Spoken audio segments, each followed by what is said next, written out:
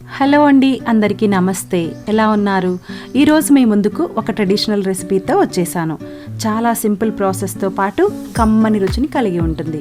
ఈ ఒక్క కూరతో అన్నమంతా హాయిగా లాగించేయచ్చు. ముందుగా మీకు నేను వాడే చేపలు ఎలా తయారు చేసుకుంటారో చెప్తాను. ఏవైనా తెల్ల చేపలు క్లీన్ చేసి ముక్కలుగా కట్ చేసి పెట్టుకుంటాం కదా, వాటిని రాత్రంతా సాల్ట్ వేసి మ్యారినేట్ చేస్తారు.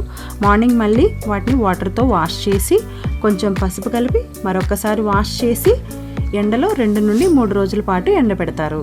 అంతేనండి, మన సెమీ డ్రై ఫిష్ రెడీ అయిపోయాయి. ఈ చేప ముక్కలు సంవత్సరం పాటు నిల్వ ఉంటాయి. ఇవి వంకాయ, గోంగూర, దోసకాయ, ఆనియన్, టమాటోతో కలిపి వండుకోవచ్చు. నేను ఈరోజు తెల్ల వంకాయతో చేస్తున్నా, పాతకాలం పద్ధతిలో. ముందుగా కట్ చేసి పెట్టుకున్న వంకాయ ముక్కలు యాడ్ చేసుకోవాలి. 1/2 కేజీ వంకాయల్లోకి 2 నుండి 4 చేప ముక్కలు వేసుకోవచ్చు. ఈ చేప ముక్కల్ని మనం కర్రీ చేసుకునేటప్పుడు వేడివేడి నీటిలో ఒకసారి ముంచి తీయాలి. ఇప్పుడు ఒక ఆనియన్, 3 పచ్చిమిర్చి, 2 టేబుల్ స్పూన్స్ కారం, 2 టేబుల్ స్పూన్స్ ఆయిల్ యాడ్ చేసుకొని 1 గ్లాస్ వాటర్ యాడ్ చేసుకొని 10 నిమిషాల పాటు మీడియం ఫ్లేమ్లో ఉడికించుకోవాలి. మీరు కనుక మన ఛానల్ని ఫస్ట్ టైం చూస్తుంటే తప్పకుండా లైక్ చేయండి, మీ ఫ్రెండ్స్ అందరికీ షేర్ చేయండి, మర్చిపోకుండా సబ్స్క్రైబ్ చేసుకోండి. ప్రతి ఒక్కరూ కనీసం వారంలో 2 సార్లు చేపలను తింటే మంచిదని, ఎలాంటి గుండె జబ్బులు రావని అమెరికన్ హార్ట్ అసోసియేషన్ చేసిన ఒక పరిశోధనలో తేలింది. ఈ చేపల్లో ఒమేగా 3 ఫ్యాటీ యాసిడ్స్ సమృద్ధిగా ఉంటాయని మనందరికీ తెలిసిన విషయమే. ఇవి శరీరంలో ఉండే చెడు కొలెస్ట్రాల్ను బయటకు పంపి మంచి కొలెస్ట్రాల్ను పెంచుతాయి.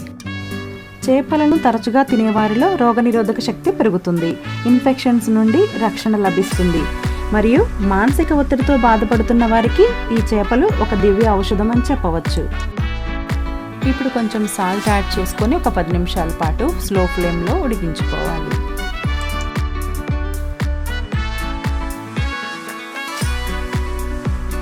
ఈ రెసిపీ పచ్చి చేపలు కానీ ఎండు చేపల రుచిని కానీ కాకుండా ఒక డిఫరెంట్ టేస్ట్తో కమ్మగా ఉంటుంది.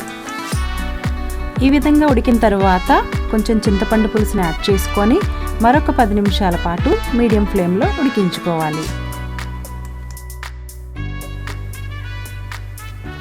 ఈ విధంగా మనం పాతకాలం పద్ధతిలో వండుకోవడం వల్ల ఆయిల్ వాడకాన్ని కొంతమేర తగ్గించుకోవచ్చు.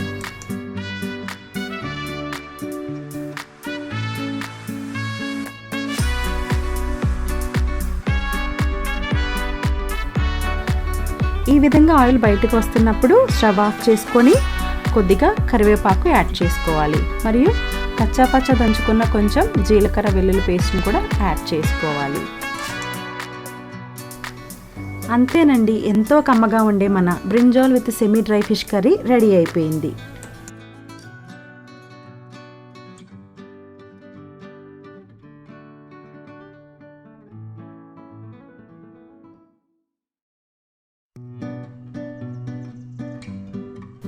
రెసిపీ నచ్చిందా? అయితే తప్పకుండా ట్రై చేయండి. మన ఛానల్లో ఇలాంటి మరెన్నో ట్రెడిషనల్ రెసిపీ అప్డేట్స్ కోసం సబ్స్క్రైబ్ చేసుకోండి. మరొక మంచి రెసిపీతో మళ్ళీ మీ ముందుకు వస్తాను. అంతవరకు సెలవు, మరి నమస్తే.